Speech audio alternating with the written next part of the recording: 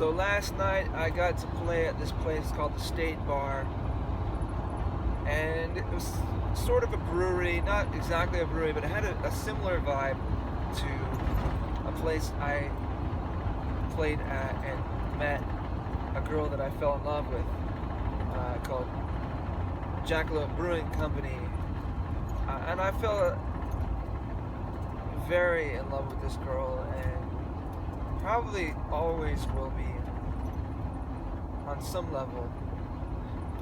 And anyway, here I am years later on this tour. I'm playing at this bar that's a similar vibe, and there's a girl that reminds me a lot of the bartender that I fell in love with at Jackalope Brewing Company, and she's bartending here at the State Bar. Her style of what she was wearing, her comfortability behind a bar, her knowledge of beer, which might sound funny or strange or whatever, but there's a certain personality, a certain female personality that has a real love for beer, and that's what these two women had in common.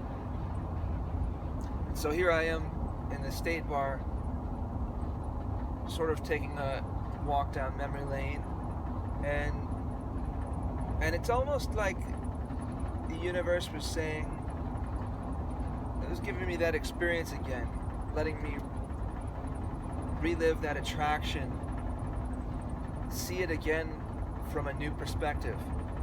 And ultimately I decided it was nice to meet her, but I kept my emotional distance and just appreciated the moment and kept along my way now onto Albuquerque. But anyway, I wanted to make a record of that moment.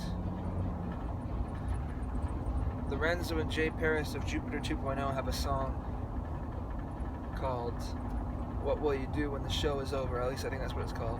What will you do when the show is over? Go home, go to bed, do nothing. Right? It's a good, catchy song. And one of the lines in the song is about, in a new town tomorrow with new faces, faces that all look the same. And that's a very much the experience that I'm having on the road.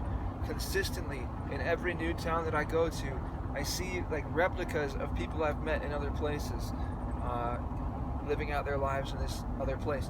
And it's really a trip. It's just the way that these people move. I'm seeing so many people, so many different faces, that I start to see less an individual and more a type of being. And I start to recognize certain types of being, certain maybe even philosophical paths that are behind certain ways of being, certain movements, ways that people carry themselves. And it's a real trip, not just in a physical sense.